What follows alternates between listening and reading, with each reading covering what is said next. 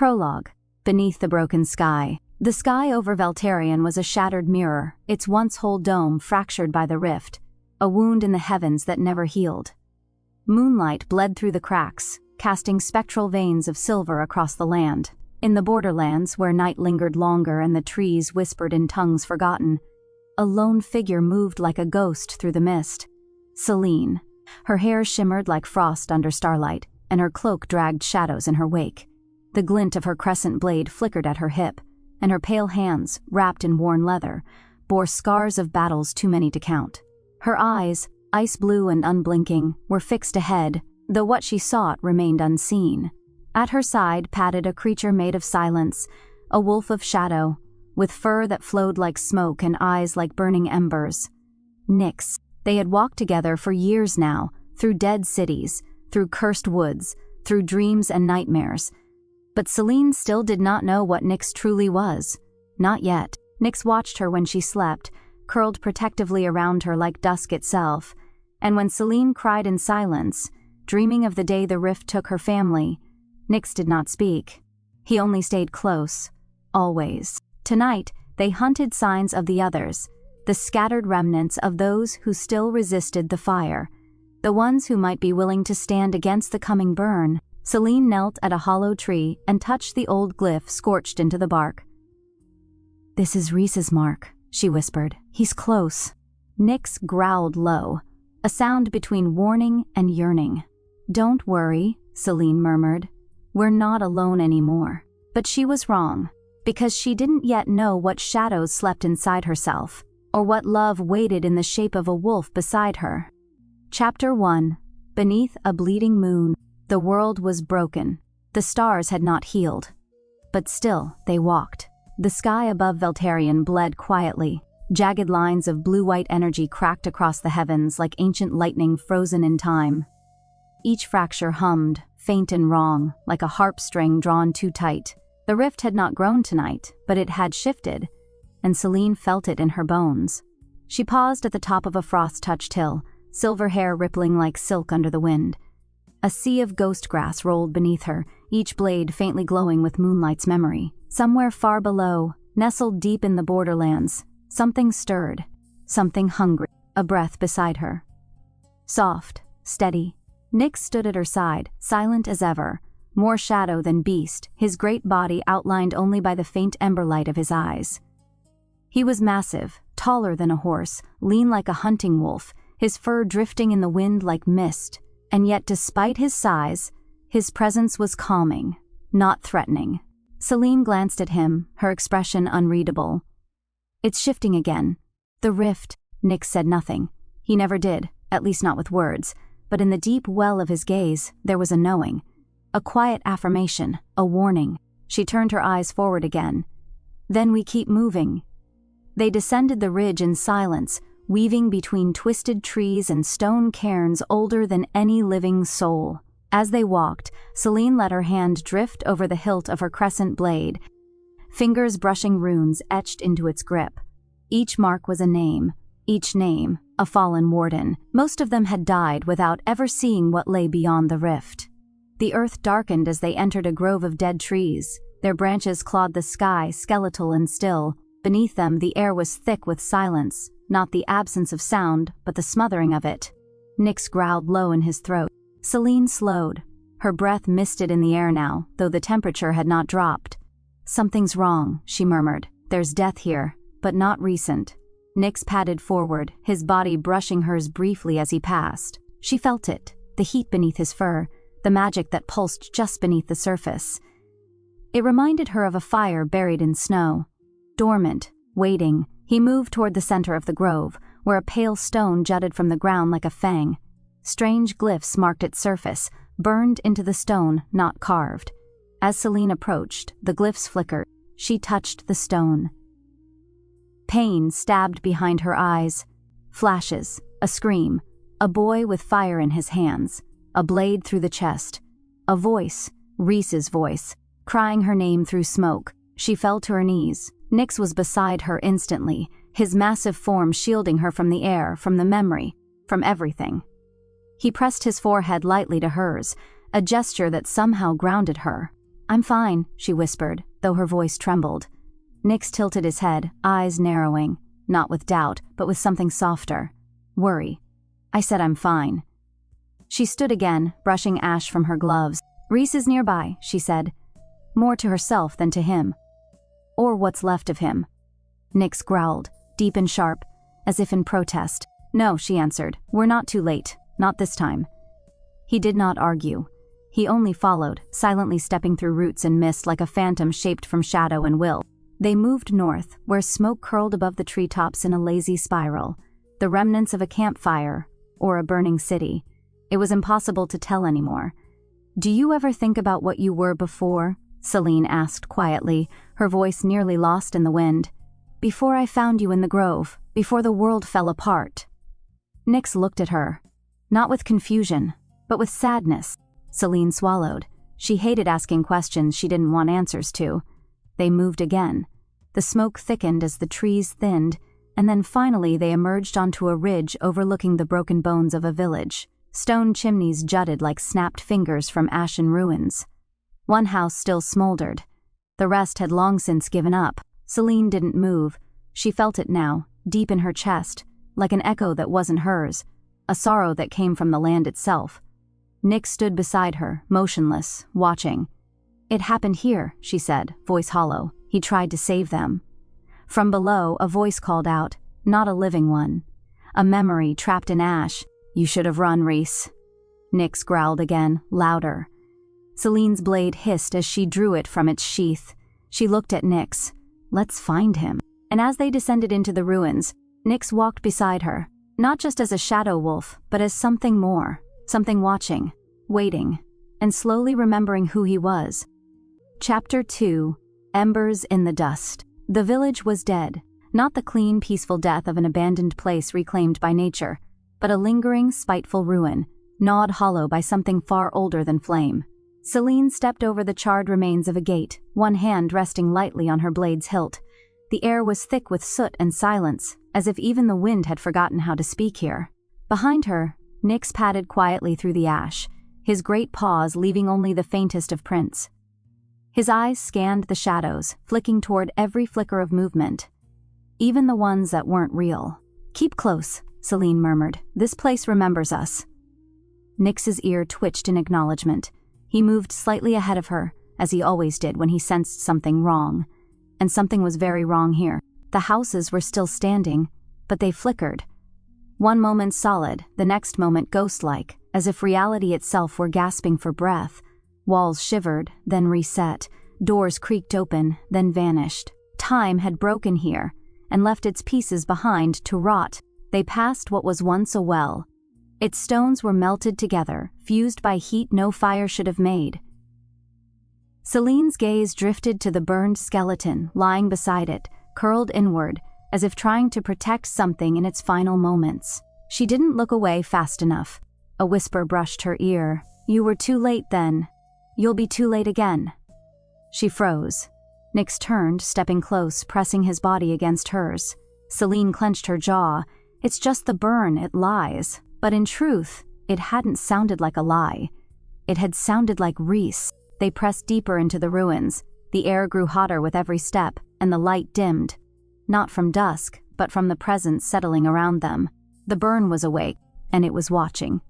A low growl rumbled in Nyx's throat. Selene turned the corner of a broken alley, and saw him. Or at least, she thought it was him. Rhys stood in the center of the square, surrounded by the hollowed shells of buildings. His broad frame was barely recognizable beneath soot and scorched armor. His hair was longer now, tied back. His sword hung limp in his grip. He looked up, and his eyes, once molten copper, were black. Selene took one step forward. "Rhys?" He didn't move. Nyx stood between them in an instant, growling, but Selene raised a hand. "Wait." She stepped past Nyx, her breath shallow. "I thought you were dead." Rhys tilted his head. When he spoke, his voice was layered, his and something else beneath it. "I burned, but I'm still here. So are they." He raised a hand, and the shadows behind him moved. Dozens of figures began to emerge, flickering, smoking, eyes glowing faintly. Emberwalkers. "The village is dead." Selene's breath hitched. "Rhys, what have you done?" "I stayed. He stepped forward. They screamed. I listened. They wept. I remembered. They wanted a guardian. He opened his arms.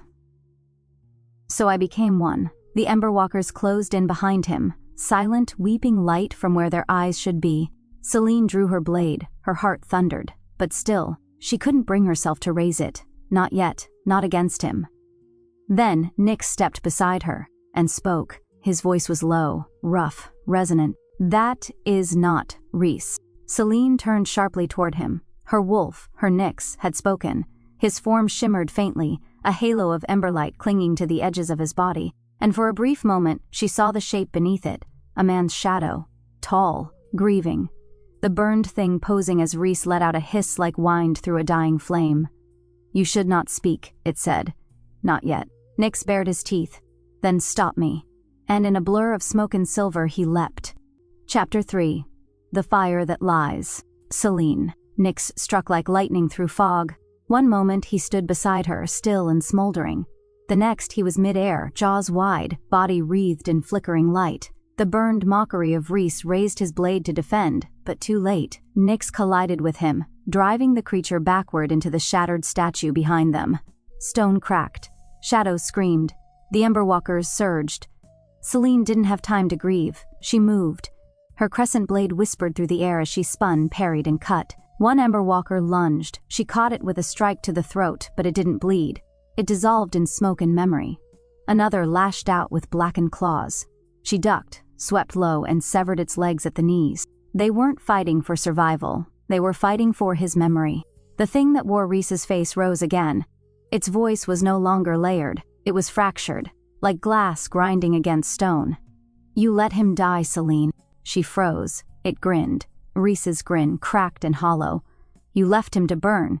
You didn't even look back. Selene's blade faltered. For a breath, just one, she saw it. The flames, the collapsing sanctum, Rhys's hand reaching for her in the chaos. And herself turning away, obeying her commander's order. She had lived with that choice every day since. She nearly fell. But then, Nyx landed beside her, bloodless but breathing hard, smoke rising from his fur. Don't listen, he growled. It's not him. Selene met his eyes and saw not just the wolf but the soul beneath it. For the first time she realized how human his gaze was, how steady, how knowing. She nodded. They turned together, back to back, blades and teeth, light and shadow. They fought as one. Nyx. Pain licked across his ribs as one of the ember things raked him with claws of condensed grief. It wasn't the physical wound that hurt. It was the memory embedded in the strike. He felt Selene crying. Not now. Then, years ago. Alone. He shoved the memory aside and bit deep into the creature's throat. It vanished in a burst of burning ash. He couldn't afford to lose focus. Not now. Not when she was watching.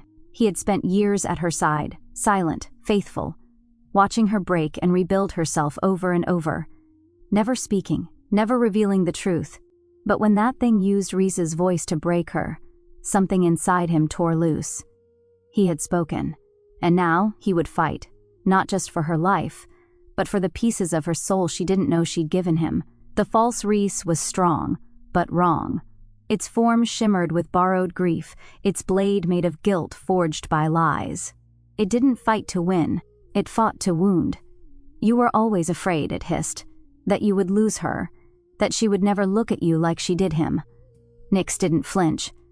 I still am, he said, and then he drove his claws into the thing's chest and pulled the shadow from it.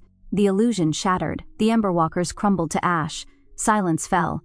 Nyx stood panting in the smoke, and behind him Selene stared at him, not afraid, not confused, but seeing him, truly. Chapter 4. The Quiet Between.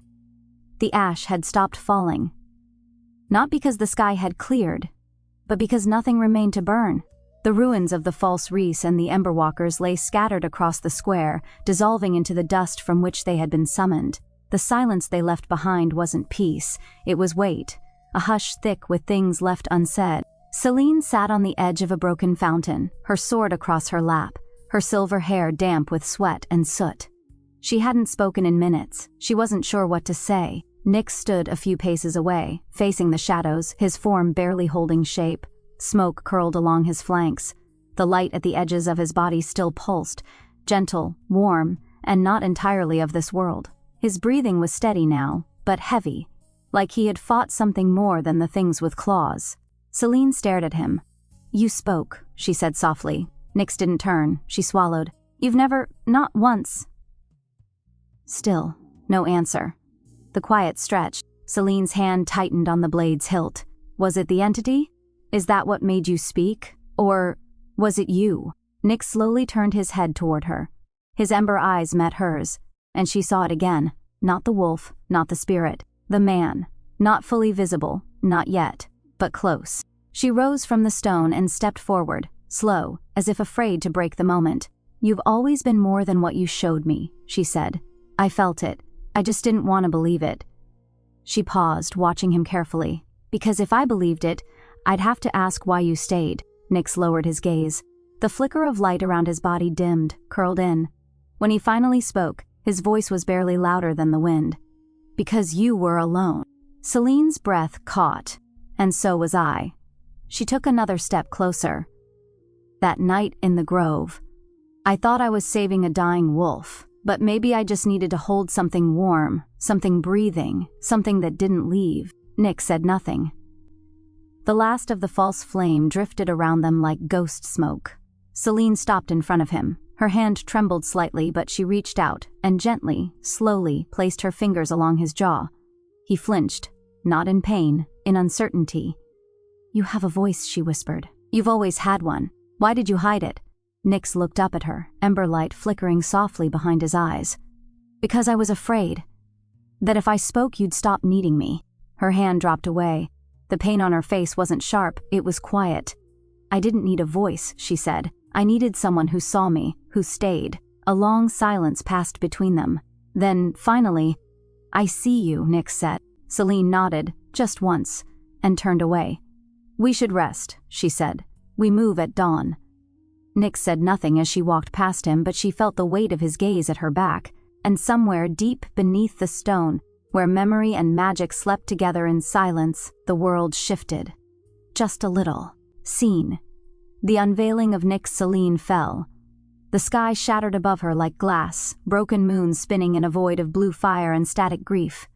Wind tore at her cloak. The ground, a distant shard of a floating island, rushed upward. And all she could think was, this is how it ends. Not in battle, not in victory, just falling. But she didn't hit stone, she hit light. A warm, blinding pulse surged around her as arms caught her, strong, steady, and trembling with barely contained power. Not fur, flesh, not paws, hands, she gasped.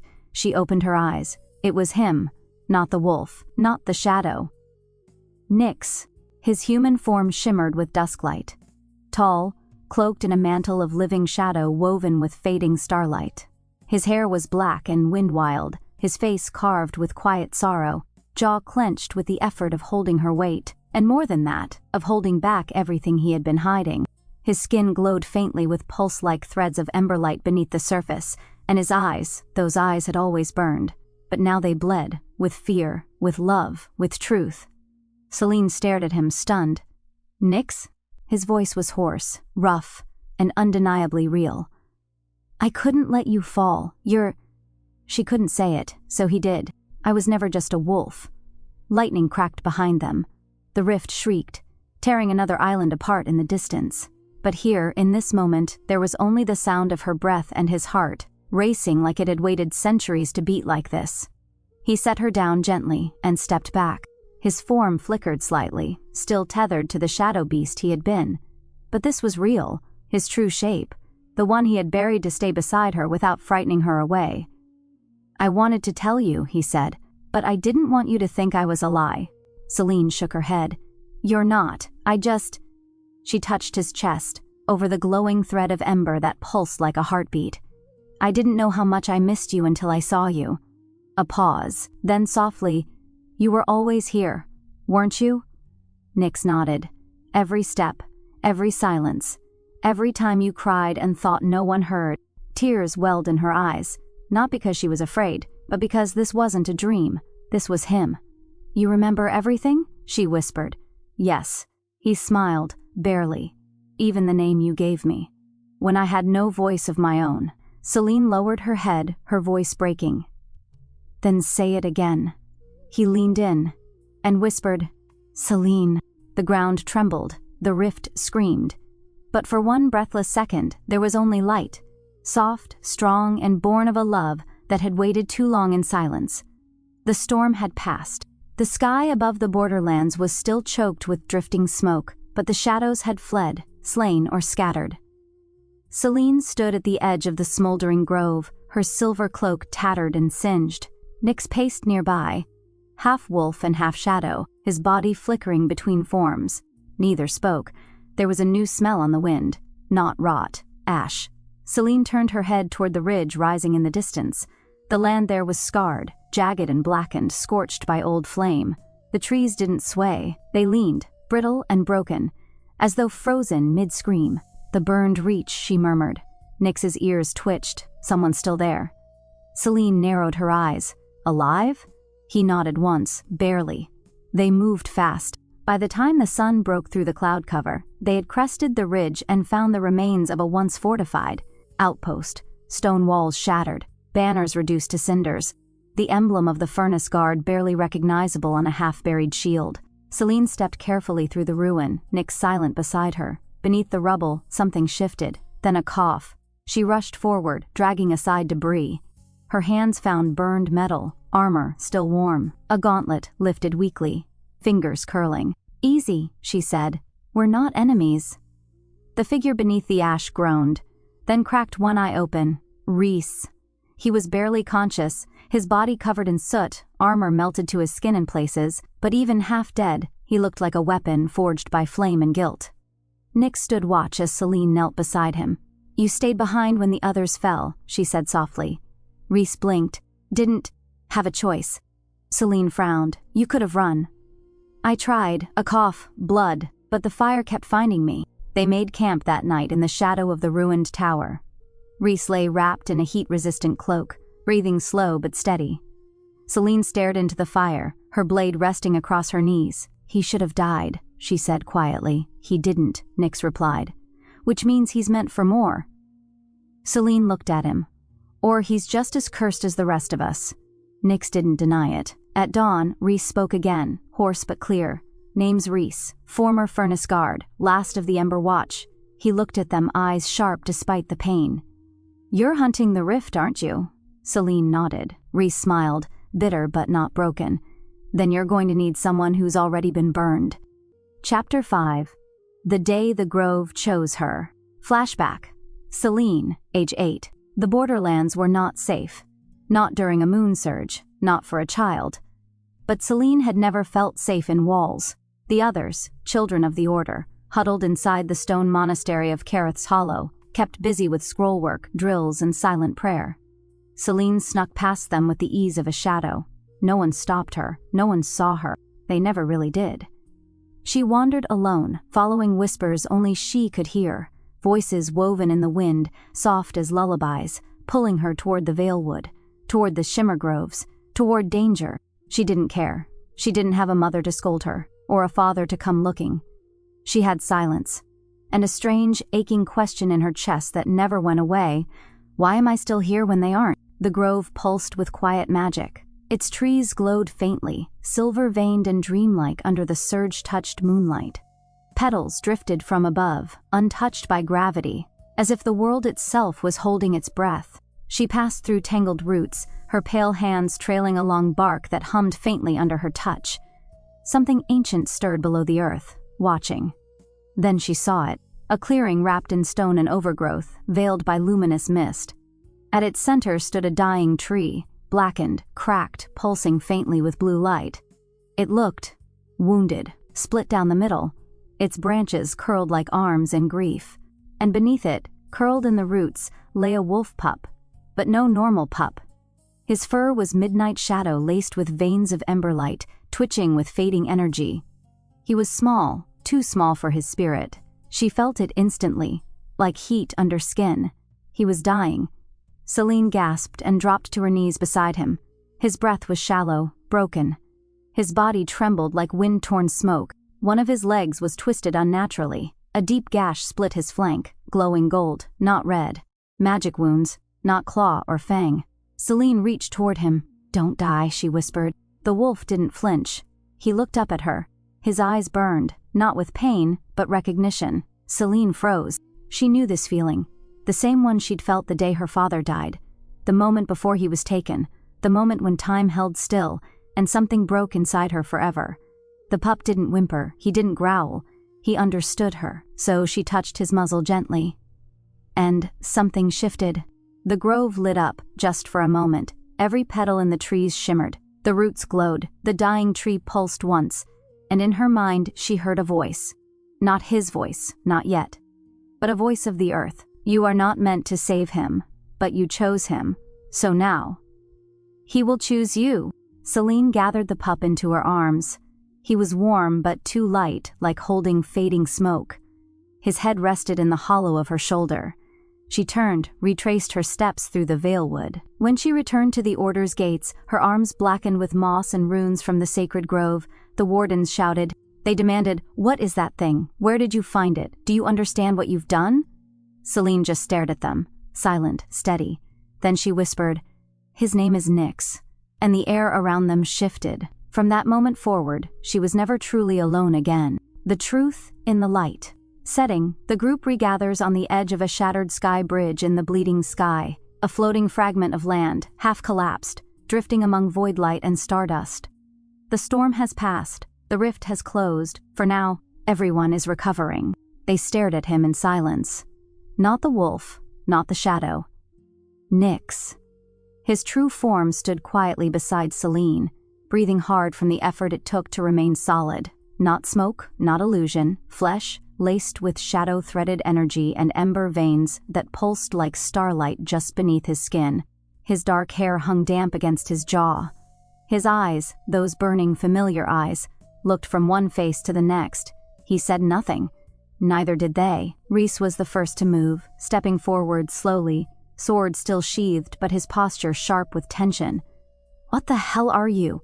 Nyx's voice was low, steady. "A guardian. Or, I was." "That doesn't answer it." "Neither would the truth," Nyx replied, turning his gaze to the cracked earth beneath his feet. Selene moved to stand beside him. "He's not your enemy." Rhys shook his head. "He's not what you said he was. All this time he was, what, watching? Listening? Lying?" Lyra tilted her head, her mirrored eyes wide with fascination. "No, not lying, hiding. There's a difference. One's survival, the other's intent." Her lips curved into a slow, uncertain smile. "You're very pretty, by the way, in a fell out of the stars and into my trauma kind of way." Nyx blinked, visibly unsure how to respond. Kaelin, silent until now, stepped forward and studied Nyx with the cold calm of a stone-carved guardian.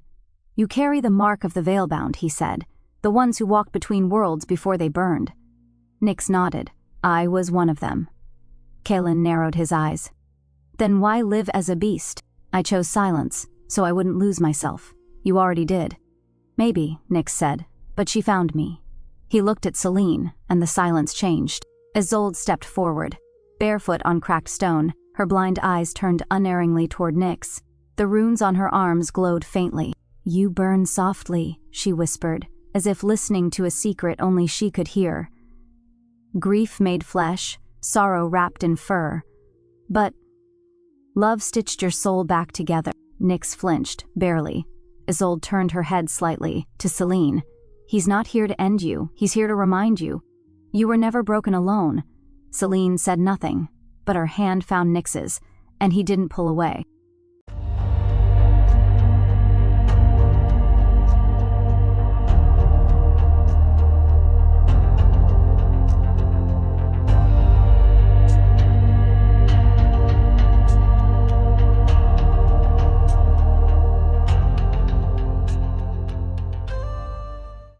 Chapter 6. Flickers of the past. The forest ahead shimmered, not with light, with memory. Selene stepped carefully between the roots of an overgrown shrine, blade drawn, cloak trailing like moonlight behind her. Nyx moved silently beside her, his ember-glow eyes narrowing at every flicker of motion. They had followed the rumors, a rift echo pulsing in the drowned ruins of a sunken village. once called Miralyn Hollow, a place Lyra had last been seen, months ago. The path twisted where it shouldn't. Trees leaned in directions that defied the wind. Leaves rustled with whispers in languages no one had taught. Rhys stopped beside Selene and narrowed his eyes. "We're not alone." Nyx growled low in his throat, his shadow form slipping closer to the edges of trees. "She's close." "Who?" Rhys asked. Selene didn't answer. She stepped forward, and the forest blinked. They passed through a ripple in the air like silk tearing. On the other side, a small clearing waited, too perfect. Flowers bloomed where none should. Sunlight pierced the canopy in golden beams. In the center of it all was a rune-carved stone. "Careful," Selene murmured. "She doesn't like surprises." Nyx let out a quiet snort. Whether in agreement or warning, she wasn't sure. Then a voice drifted from above. "And yet, you've brought one." Selene froze. A flicker of violet light shimmered above them, and from the bough of a twisted willow, a figure dropped lightly to the mossy ground. Silks fluttered. Daggers gleamed, and Lyra, ever smiling, ever shadowed, landed with a dancer's grace and a bard's grin. Her hair shimmered like dusk, her eyes mirror-like and unreadable. "Selene," she said, with theatrical flair. "Still chasing ghosts?" Selene sheathed her blade, slowly. "Still turning yourself into one?" Lyra grinned. "I missed you too." Nyx stepped forward with a low growl. Lyra raised a hand. "Easy, wolf boy. I remember you, still brooding and beautiful. But you're darker now. Got secrets? Let me guess. Tragic ones?" Nyx just stared. Selene sighed. "Lyra." But Lyra's grin softened as she truly looked at Selene, her eyes tracing the new tension in her shoulders, the quiet in her mouth, the ghosts hiding behind her gaze. "You've been through hell," she said, tone dropping into something gentler. "And you're still walking, so I'll skip the riddles." Selene nodded once. "We need your help," I assumed. "You only find me when the sky is falling. It is..." That quieted even Lyra. She turned, and with a gesture the forest shimmered, peeling back the illusion. The ruins revealed themselves fully now. Flooded roads, shattered stone, and half-drowned doorways glowing faintly with rift burn. "You've heard the rumors?" Selene asked. Lyra nodded. "I've seen more than rumors. Something's moving beneath the water here, something that remembers pain." Selene stepped beside her. "We're gathering who we can. Rhys is alive. Maybe... Kaelin's watching the forest. Isolde has returned. We don't know what we're facing exactly, but the rift is no longer just spreading, it's reaching." Lyra's lips thinned. "And you think I'm the missing piece in this little suicidal puzzle? You're more than that," Selene said. Lyra glanced at her and smiled. Flatterer. They camped that night in the ruins of an old spirit-warding circle, half buried in the muck. Selene sat with Nyx on one side, Lyra on the other, tossing stones into the glowing pond. "You trust him?" Lyra asked quietly, nodding toward Nyx. "I always have." Lyra raised a brow. "Even though he's clearly more than what he looks?" Selene hesitated. "Then, especially because of that." Lyra gave her a long, thoughtful look. "You're changing, Selene. I'm trying not to..." Lyra smirked, but her eyes were soft. "You should..." The mask beneath the fur the fire was low. Selene had drifted into a restless sleep on the edge of the collapsed shrine, her hand still near her blade, her brow furrowed even in dreams. The moon filtered weakly through the broken trees above, casting fractured light across the half-flooded ruins. Nyx stood watch, as always. Still, silent. A statue of shadow and flame, Lyra approached barefoot, the hem of her scarf robe trailing in the damp grass.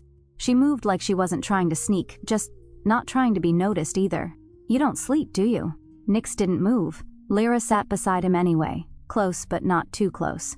She tossed a pebble into the glowing water, watching the ripples distort the reflection of the fractured moon. "You know," she said casually, "it's unsettling. How quiet you are. Most creatures that broody usually monologue about their pain." Still no answer. Lyra tilted her head, watching him from the corner of her eye. "Is it guilt or fear?" Nyx's ember eyes turned to her, slow and deliberate. She met his gaze, unflinching. "That thing you did back in the square, the way you moved. That wasn't instinct, that was memory." His ears twitched. "You're not just a companion. You're not a guardian beast. You're something older, something smarter." She leaned in slightly, her voice softening. You loved her before you even knew how to say it out loud, didn't you? Silence, heavy, charged. Then, softly, almost too quiet to catch, I still do. Lyra's smirk faded. She sat back, folding her arms around her knees. Well, she murmured, you hide it well. Nyx's eyes returned to Selene. I was never meant to be seen, he said. Lyra glanced at him again, this time not with amusement but understanding. That's the tragedy of people like us, she said. We wear illusions to survive, but deep down, we all just want someone to look past them. She rose and turned to leave. Just before vanishing into shadow, she paused and added softly, she already does. You're the only one who hasn't realized it yet. And then she was gone, swallowed by the moonlight and the silence. Nyx remained where he stood, unmoving, but for the first time in a very long time. He considered being seen. Chapter 7. Teeth in the Trees. The Blackwood did not welcome visitors. It watched them. The forest rose around the trio like a cathedral of ancient bones.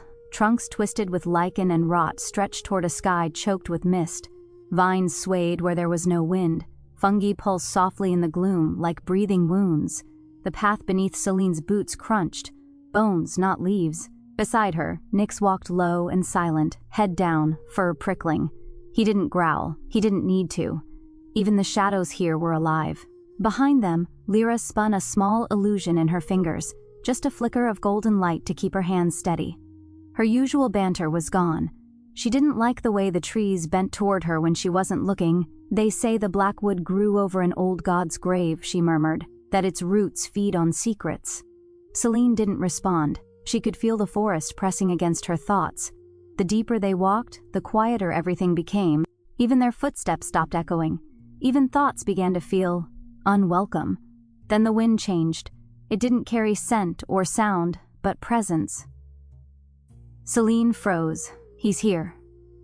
From the roots ahead, something stirred. At first, it looked like a tree moving. Then bark peeled away from bark, and a figure stepped forward, tall, cloaked in moss and bark skin, antlers twisting from his crown like thorned branches. Kalen. His eyes were storm gray, calm, ageless, and utterly unreadable. You were not summoned, he said. Selene stepped forward. We didn't come for permission, we came for help. Kalen regarded her in silence. His skin cracked slightly as he moved, glowing runes pulsing along his forearms. You carry rift taint, he said. Even your wolf, Nyx growled, low and warning. Kalen didn't flinch. Lyra took a step back. Wow, you really don't do small talk, do you? Kalen ignored her. He stepped closer to Selene. The forest remembers you. You walked these roots as a girl. You brought the beast to life. Selene's hand fell to her blade. He was dying. He was meant to. She stepped forward, anger flashing. He saved me. Kalen leaned in. So he is your weapon now? No, Selene said. He's my choice. Silence. Then Kalen turned away. You'll find no allies here. The forest is sick. It doesn't care who walks its bones. Selene followed him. That's why we need you. The rift is spreading again. The entity is waking, and the balance you once guarded is dying. Kalen stopped. His hand touched a withered tree. It screamed, a sound no mouth could make, as it rotted in seconds and fell apart. Balance, he said softly. You think I still believe in balance? He turned, and for a moment Selene saw grief in his eyes. I once taught a girl how to listen to water and stone. Her name was Isolde. Selene flinched. Kalen's voice hardened. She left the forest, took the sight and walked into the rift. Now the trees speak only of death. Selene's voice was quiet. She's with us now. Kalen closed his eyes. Then, finally, he stepped aside. The grove will test you, he said. If you survive, I will listen. Selene nodded once. Nyx stepped protectively beside her, and as they passed deeper into the heart of the Blackwood, the trees behind them whispered in an ancient tongue. Death walks with them. But so does something older. She carries the end, and he carries the choice. Moss and moonlight, the grove was quiet, not in the way forests usually were, but the kind of quiet that wrapped around bone, thick with memory, thick with warning. Selene stood alone near the edge, watching the faint shimmer of the ritual pond in the hollow beneath twisted roots. Her reflection flickered on the surface, not whole, just fragments, a ripple of silver, a pair of ice-blue eyes. She didn't move. Behind her, Kaelin approached soundlessly, the way all old things do when the forest forgets they're moving. He stopped a short distance away, but didn't speak. "I remember this place," Selene said at last. "You brought me here once, after my first trial." Kaelin's voice was low, steady. "You bled from the palms. You refused to cry. I waited until you left," she murmured. He was quiet for a while. "Then you were stubborn. I thought it made you strong." "It did," she said, "but it also made me hide." Selene turned toward him.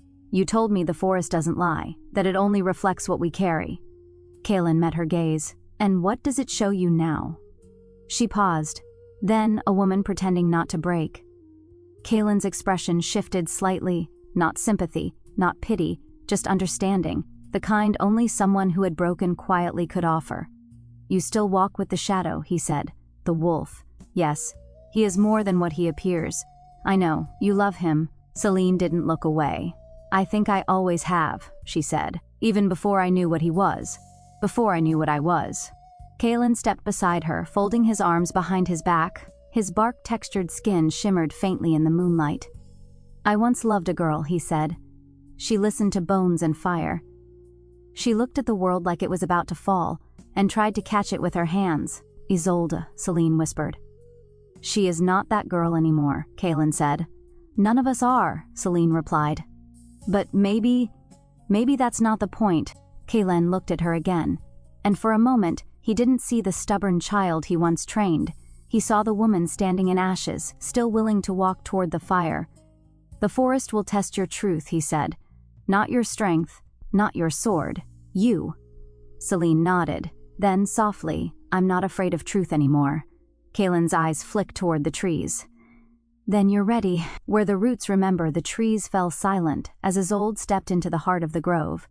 Her bare feet pressed into moss soaked with old magic. Her long black hair clung to her shoulders like a shroud, and the silver blindfold over her eyes gleamed faintly in the filtered moonlight. She didn't need to see the grove to know it still remembered her. She felt its sorrow echoing through the roots. A branch creaked above, then a presence. She turned her head slightly. "I was wondering when you'd come," she said softly. Kaelin emerged from between two trees, half in shadow, his bark-woven cloak trailing behind him like ancient ivy. He did not speak right away. He hadn't the last time either. "You shouldn't have returned," he said at last. "I didn't come for you," she answered. "I came for the end." Kaelin's jaw tightened. "The grove mourns you. It feared me. You feared yourself." Isolde took a breath, slow and careful. Her fingers touched the edge of one of the glowing runes etched across her arms. "Did you ever think," she whispered, "that maybe I left because I didn't want to burn this place too?" Kaelin stepped closer, his voice quiet but carved from stone. "I thought you left because I let you." Silence settled between them. Neither reached for the other, neither looked away. Isolde tilted her face toward him, unseeing, but not blind. "I saw your death once," she said, "but I never saw you grieve, not for me." "I did not know how," Kaelin replied. "I only knew how to survive it." She nodded. "Then we've both forgotten how to be anything but haunted." The trees groaned softly in the wind. Kaelin's bark-lined fingers twitched, almost reaching out. "You were always more than your sight," he said. "And you were always more than your silence," she replied. Then she stepped past him, toward the ritual stone. But as she passed, her voice drifted back, soft as breath. "I'm not asking you to forgive me, Kaelin. I'm asking you to stand beside me. One last time." Kaelin didn't follow immediately, but when he did, the trees sighed with relief, because the wound they had once carved into each other was finally beginning to close. Smoke and mirrors, Rhys sat alone beneath the broken arch of a fallen waystone, turning a piece of charred wood between his fingers. His armor, half burned, half reforged, creaked as he shifted. The firelight reflected off the edge of his blade, still resting beside him, unsheathed. He didn't sleep much anymore. He didn't trust silence. A whisper of cloth made him tense. Lyra appeared out of the darkness, as if she'd always been there, sitting on the stone opposite him, legs crossed, elbows on knees, chin in her palm. "I figured you'd be brooding somewhere," she said, voice light as ever. Rhys didn't look up. "I wasn't brooding." "You were sharpening guilt. Same thing?" "No." guilt's heavier. He looked at her, then eyebrow raised. You always talk like you're narrating your own legend. Better that than narrating someone else's tragedy, she said with a faint smile. He studied her for a moment, too long maybe. Her mirror-like eyes reflected the fire back at him, unreadable, but behind the wit he saw something, flickers of fear, or fatigue, or both. You've changed, he said. Lyra leaned back against the broken stone, staring up at the cracked sky. We all have... I remember when you could make an entire camp hallucinate they were under siege, just for fun.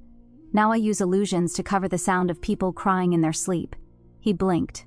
That wasn't the answer he expected. She glanced at him. I remember you too, she said. All that fire, and nowhere to put it but into other people. Rhys didn't deny it. You always hated stillness, she added. Made you feel like the world was catching up to you. And you always smiled too much, he said. That's because if I stop, I might remember what I lost. Rhys fell quiet. Then, almost reluctantly, he asked, You think this time we'll win? Lyra didn't answer right away. She looked toward the forest where shadows gathered and the others slept. Kaelin, Isolde, Selene, and Nyx, half seen, half understood. I think, she said slowly, will matter. Rhys turned that over in his head. Not hope, not doom, just something real. He nodded, and for a few heartbeats they sat in silence, not speaking, not performing. Just two broken people beneath a broken sky. Chapter 8. The Oracle's Silence. The moon hung heavy above the blackwood, barely visible through the web of tangled branches overhead. The grove was quiet, but it wasn't peace. It was expectation. Selene stood at the edge of the ritual circle, her hand resting on the hilt of her blade. Nyx stood just behind her, half shadow in the firelight, his silence more meaningful now than it had ever been. She could still feel the heat of his transformation days ago in the bleeding sky, like a secret pressed into her bones. To her left, Kaelin stood with his hands clasped behind his back, still as a carved tree. Lyra lounged on a broken root nearby, flipping a coin that never landed. Rhys leaned against a twisted pillar, arms crossed, his gaze on the ground, but his attention sharp as ever. And then, Isolde stepped into the circle. She didn't speak at first. She never did. Not until the words came through her, barefoot, draped in ritual threads of black and starlight. Her silver-blind eyes reflected the fire without blinking. She moved like she was listening to something no one else could hear. The grove breathed with her. Then she knelt in the moss, placed both hands to the earth and whispered, Bone to bark, breath to root. Show me what bleeds beneath the world. The runes on her arms ignited. The earth shivered. And then she spoke, not in her voice, but in one layered with wind and stone and distant thunder. The entity wakes. The rift widens. The burn remembers what it lost. One will die, one will break, one will choose. The moon will weep for the one who loved too late. Silence. The fire dimmed for a breath. The trees held still. Isolde gasped as she came back to herself, swaying slightly. Kaelin moved instantly to her side, but she raised a hand. Calm, controlled. I'm fine, she said softly. But the vision is true. Selene's voice was low, strained. Who will die? Isolde looked at her. That part was hidden. Rhys paced, tension radiating off him. We're going into this half-blind? Again. Isolde met his eyes. We're going into this together. That's more than we've had before. Kaelin stood in the center of the circle now, bark-textured skin glowing faintly under the prophecy's aftershock. If the prophecy speaks true, he said, we must find the second shard. The first is lost, but the second lies deeper, beyond the forest, in the burned realms. Selene nodded. Cindervault. Rhys's jaw tightened. My home. Kaelin looked to Nyx. And the one who carries choice? Selene followed his gaze. He's already made his. Nyx said nothing, but when Selene looked at him, she saw something in his eyes, not fear, not doubt, but sorrow. And she understood. He had already accepted the possibility that he was the one the moon would mourn. We who see the fire had burned down to embers. Selene sat alone at the edge of the grove, the silver edge of her blade resting across her knees, her thoughts caught somewhere between the roots and the stars. She didn't turn when she heard the soft crunch of moss behind her. She already knew who it was. Isolde moved like fog through starlight, barefoot, slow, careful not to wake the trees. She settled beside Selene without a word, folding her robes beneath her like flowing shadow. Neither of them spoke for a long time. The silence was almost a comfort. "You see the future," Selene said at last. "But you can't see your own." Isolde tilted her head. "No, that's the price. Sight for others, blindness for myself." Selene nodded slowly. "Do you ever wish you couldn't see anything at all? A soft breath, all the time." Selene turned to her, her voice lower now. "When you said someone will die, were you trying to prepare me or warn me?" "I don't try," Isolde said. "I only am. The visions come as they will." Selene's hands tightened on her sword. "I've already lost too much." "I know," Isolde said. "I felt it in the roots. They carry your grief like water." Selene looked down. She hated how easily the tears came now, how much closer they always were since Nick spoke her name in his real voice. Isolde turned toward her slightly. "You carry your pain in silence, Selene, as if silence makes it noble, as if silence makes it small." Selene didn't answer. "Don't forget," Isolde added softly, "the last time you were silent. You left Rhys behind." That landed like a stone in Selene's chest. "I made the wrong choice," she whispered. "No," Isolde said. "You made the only one you knew how to survive." Selene looked at her. "Do you ever regret walking into the rift?" Isolde smiled faintly. "Not with happiness, with memory, no. But I regret walking out of it alone." Selene reached over and gently placed her hand over Isolde's. "We're not alone anymore." For the first time, Isolde's breath caught. Her blind eyes shimmered in the firelight, and her fingers curled around Selene's palm. "No," she said. "We aren't." Ash and root dawn came slow in the blackwood. The sun never rose cleanly here. It filtered through a choking veil of twisted limbs and ancient moss, turning gold into green, warmth into haze. The trees muttered in their sleep. Rhys stood alone at the edge of the glade, his blade half-drawn, hands tight on the hilt. He hadn't slept. The dreams always came in fire now. Fire and screams. Behind him, footsteps approached, quiet, deliberate. "Kaelin," Rhys didn't turn. "If you're here to tell me how this forest disapproves of me, I'm already aware." Kaelin didn't answer at first. Then, "The forest doesn't disapprove. It endures." Rhys scoffed. "Is that supposed to be comforting? No. It's supposed to be true." Kaelin stepped beside him, arms folded, eyes unreadable. Rhys finally looked at him. "You don't like me." Kaelin nodded once. "You burn what you fear, you strike before you listen, and you watch things die because you hesitate." Silence. The two men stared at each other. Rhys's tone dropped. "You were there, weren't you? When Isolde cracked, when she killed them." Kaelin's jaw clenched. "You let a child carry a vision too powerful for any seer," Rhys said. "You call it wisdom. I call it cowardice." "I let her choose," Kaelin replied. "That was my mistake. I forgot that even children sacrifice themselves when no one else will." Rhys looked away. The wind passed through the grove like a sigh. Kaelin's voice softened, barely. "We're both protectors. We both failed." "I don't protect anyone," Rhys muttered. "I burn everything I touch." "No," Kaelin said. "You're just afraid the next time you care, it will cost more than you have left to give." Rhys didn't answer. Kaelin turned to leave, but before he did, he added, "When the time comes, you'll choose right. Not because you trust yourself, but because someone else will need you to." And then he was gone, back into the trees. Rhys stood alone again, but the fire in his chest had shifted, just a little. Chapter 9. Ashes that remember the wind howled differently in Cindervault. It didn't whistle. It wept.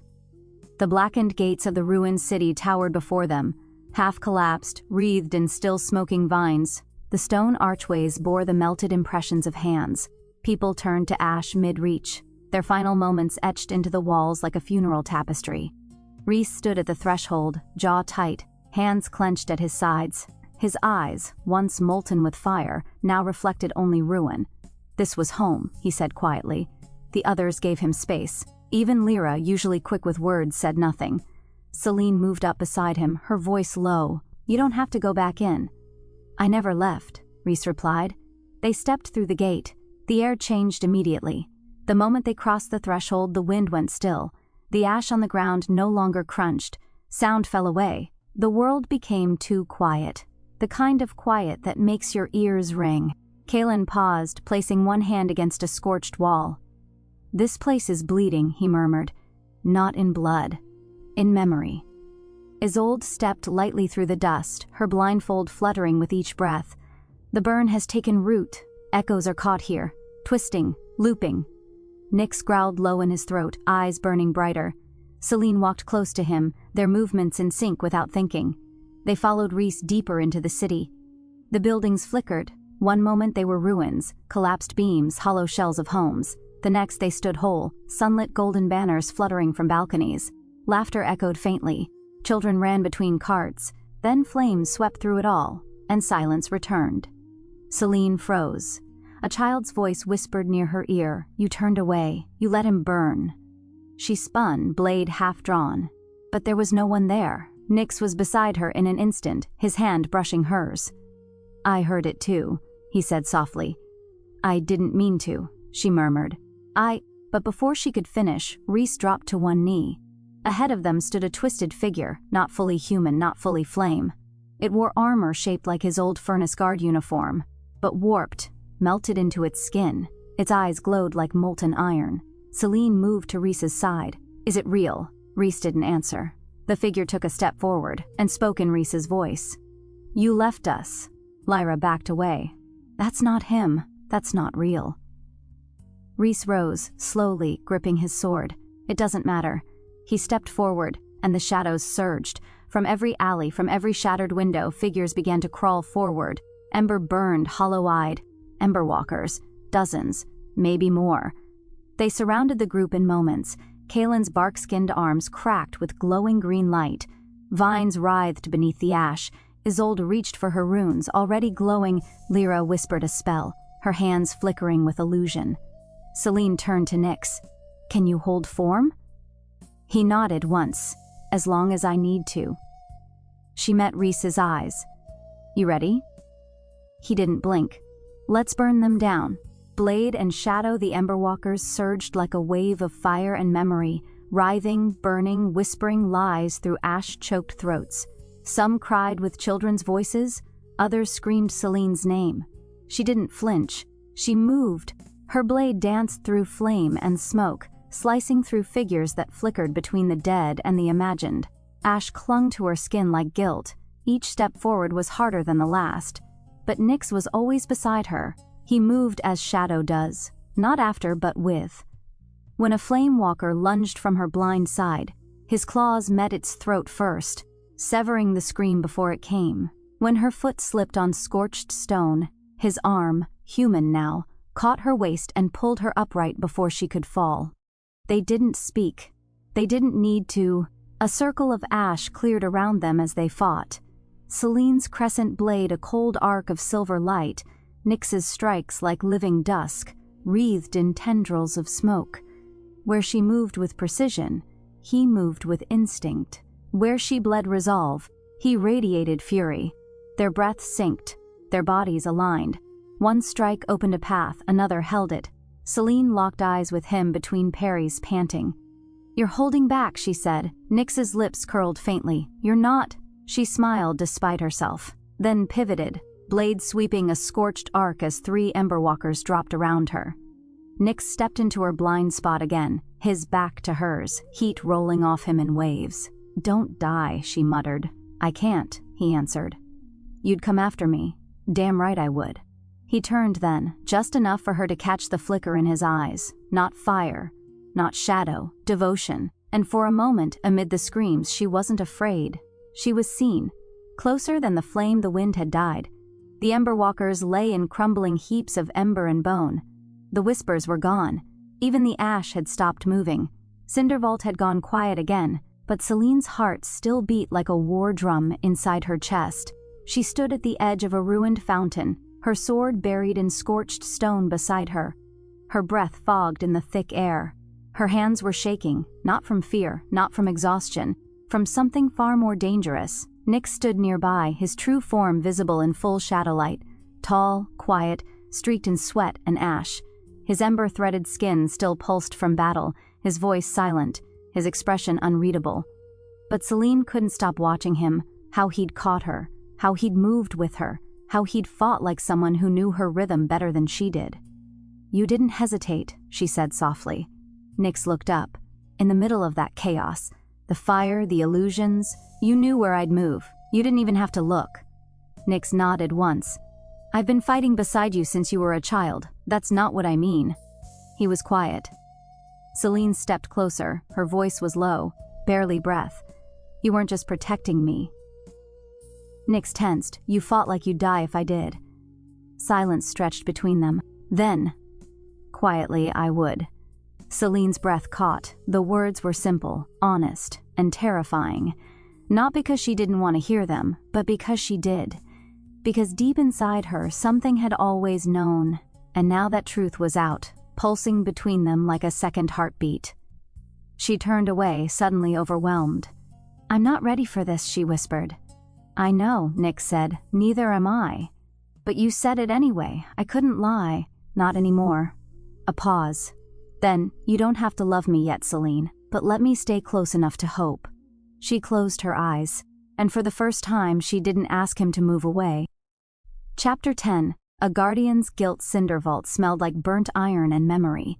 The smoke had faded, the screams had long since quieted, but Rhys still heard them, faint and relentless, echoing through the twisted alleys and scorched archways of the city he once swore to protect.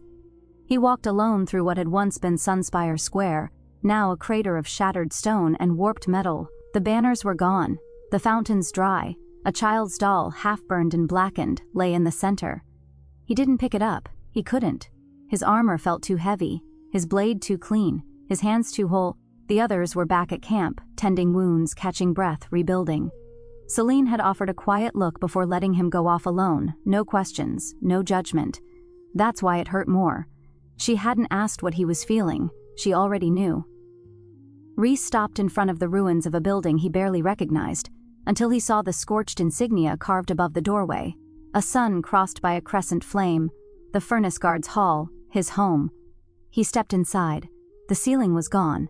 So was the floor in parts.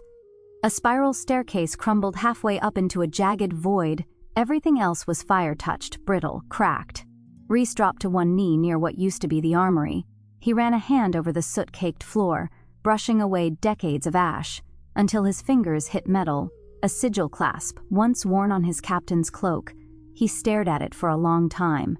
"You left us," a voice whispered. He didn't flinch. "I stayed," he said aloud. "I stayed until the fire took everyone." The burn didn't reply, not with words, but with feeling. The walls pulsed faintly, grief made into echo, the kind that gnawed at bone, the kind that told you, over and over, that if you had only moved faster, shouted louder, broken rules just once, you could have saved them. Rhys bowed his head. "I was supposed to die with them." But he hadn't. He had survived, dragged himself out of the fire with one broken arm and a blade half melted, not because he was strong, not because he was clever, because someone else had pulled him out, because Selene had disobeyed a direct order and returned for him. He hadn't spoken of it since, hadn't known how to. He stood slowly, holding the sigil clasp in his fist. No more running from ghosts, no more blaming the burn for what he hadn't dared face. He turned back toward the light beyond the broken doorframe, toward Selene, toward the others, toward whatever still waited in the burn.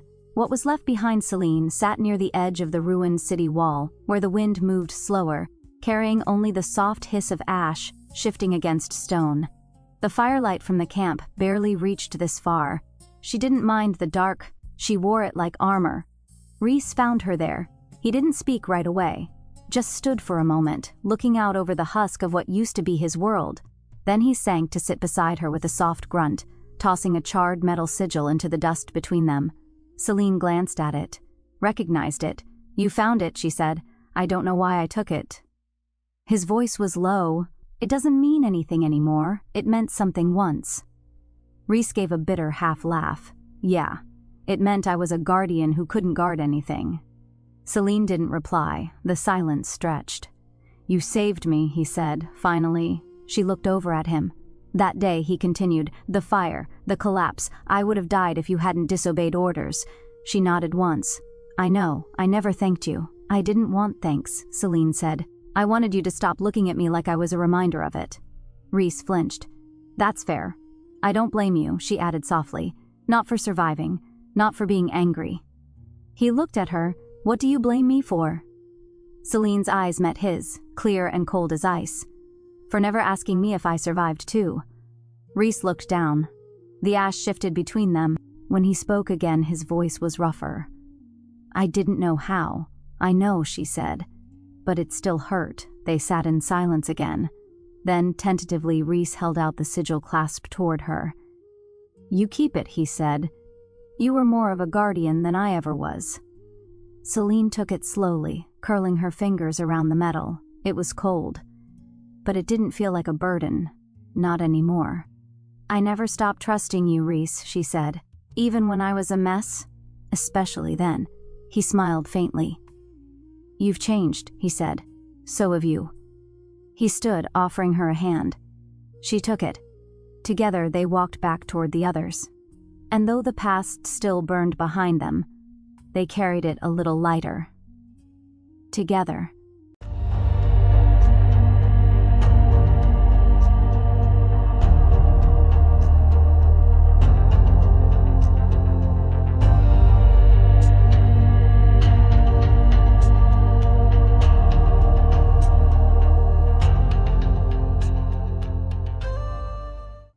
Chapter 11. The Ember-Wound Expanse. The earth was cracked open like a wound. They stood at the edge of the Emberwound, where the trees ended and the ash plains began. A stretch of scorched black earth laced with glowing fissures and writhing vents that spat flickers of flame into the sky. It was silent. Not dead, not lifeless, just hungry. Stay together, Kaelin warned, planting his staff into the earth. This land feeds on memory. Lyra frowned, pulling her hood low. Define feeds. You'll forget who you are before you feel it happening. Selene stepped forward first, eyes narrowed against the heat haze that distorted the horizon. We go fast. Don't stop. Don't look back. Nyx was at her side, his form shadow-solid, his presence constant. He didn't speak, but Selene felt him. Closer than breath, warmer than fire. They entered the Emberwound. The air shimmered as they walked. The further they went, the less the world held shape. Ash draped the ground like snow, but with each step it grew deeper, like walking through the remains of a forgotten city. Then the memories began to slip. At first it was small. Selene blinked and forgot what day it was, then forgot why they had come here, then forgot Rhys's name. She stopped, confused. Her fingers gripped the hilt of her blade, but for a moment she didn't remember why it felt so familiar. Nyx noticed instantly. He touched her shoulder. Selene, he said, his voice low and steady. She looked up, eyes unfocused. He pressed his forehead gently to hers. Come back to me. And something inside her remembered. Her name, the way he'd said it the night he first spoke aloud. The feeling of being seen, of being real. The memory anchored her. The haze receded. But only for a moment. Behind them, Lyra staggered. I think my mother's voice is in the ash. I hear her singing. Rhys caught her. It's not her. Kaelin moved to the center of the group, drawing a circle in the ash with the end of his staff. He whispered in an ancient tongue, and green light sparked from beneath the ground. Stay close, he ordered. The land won't eat what's rooted. Isolde dropped to her knees, hands against the earth. Something's beneath us, she said. It remembers burning. It's not dead, it's waiting. Is it the entity? Selene asked. No, Isolde whispered. Something older. They kept moving. Hours or minutes. Time was twisted. Passed. Then the heartglass tree appeared, a single, massive tree of glowing crystal and blackened wood, rising from the middle of a crater. Its branches crackled with golden fire, its roots twisted like veins across the stone. Beneath it, the ash had turned to glass. Selene stopped, it singing. And it was. No words, just sound. A deep harmonic hum, like the memory of a lullaby. Kaelin's eyes narrowed. It's Riftborn. Lyra tilted her head. No, not born, bound. Selene stepped forward, drawn to it. The closer she came, the clearer the hum became, and then she saw herself, not in the tree, but inside it. A reflection frozen in the crystal bark, her eyes hollow, her mouth open in a scream. She recoiled. The tree pulsed. Nyx rushed forward, grabbing her arm. It's not you. It's not now. I know, she breathed, but it could be. Kalen reached out and placed a hand against the bark. The runes on his arm glowed, and for a moment he understood. This was a gate once, he murmured. A crossing point, when the rift first opened. But it cracked under grief. It absorbed the pain instead of shielding against it. Selene looked back at it. Can we use it? Kalen's jaw tightened. Yes, but only one person can take its vision. Anyone else will lose too much. Selene looked at the others, then stepped forward. I'll do it. Thorn and Shadow, the fire had burned low. The others had pulled back to sleep or sit in silence, their minds ragged from ash and memory. Even the wind was quiet. Too quiet. In the Emberwound, the land only breathed when it wanted you to know it was alive. Kalen sat against a jagged shard of stone, his staff laid across his knees. Moss had begun to creep across his shoulders again, slow and quiet as always. He looked like something the earth had grown by mistake. Across the clearing, Nyx stood alone, half human, half shadow, his form flickering faintly in the rift light, watching, waiting, as he always did. Kalen didn't move, but he spoke. You're not a beast, he said quietly. You never were. Nyx looked over slowly. You've known for a while. I knew the moment you bled starlight instead of blood. Nyx stepped closer, but not too close. Then why haven't you said anything until now? Kalen's gray eyes lifted. Because I don't trust what lives in silence. And you've worn it like skin. A long pause. Then Nyx said, I didn't hide to deceive. I hid to protect her. I believe that, Kalen replied. But truth, even buried for good reason, still becomes a weapon when it's uncovered too late. Nyx's jaw tightened. I never meant to be part of this, not again, and yet here you are. I followed her. Not the rift, not prophecy, just her. Kalen studied him. There was a time I would have called that devotion. Now I wonder if it's just another kind of spell. Nyx didn't flinch. You think I'm manipulating her? I think, Kalen said slowly, you are something older than you want to admit, and she is already breaking under the weight of the world. If she gives her heart to you, and you vanish like smoke when this ends. His voice dropped. She will never forgive you, even if she survives. Nyx lowered his head, the emberlight in his eyes flickering low. I know, and yet you stay. I can't leave her, Nyx said. Even if she never chooses me, even if she never knows me. I would rather burn beside her than live without her. Kalen was silent for a long time, then finally, quietly and not without respect, he said, Then you may not be a beast after all. Nyx almost smiled. Neither are you. Chapter 12, The Heartglass Tree. The tree hummed like something barely alive. It rose from the ash in solemn silence, its trunk a column of crystal and scorched bark. Fractures glowed along its surface, pulsing with soft golden light, like veins carrying memory instead of blood. The heartglass tree didn't reach for the sky. It listened. Selene stood before it with her hand outstretched, her fingers shaking despite herself. Behind her, the others waited, quiet. Even Lyra had gone still, her illusions folded away. Rhys stood close, unreadable. Kalen knelt beside the roots, fingers pressed into the ash, muttering ancient protections.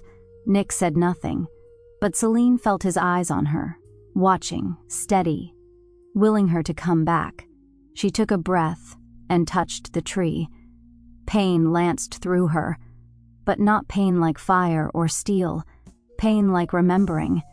Like a scream buried so deep in her bones that it didn't know how to come out. Her vision turned white, then gold, then black. The vision she stood in the middle of an empty plain. The sky was cracked, just like Veltarion, but worse, open to nothing.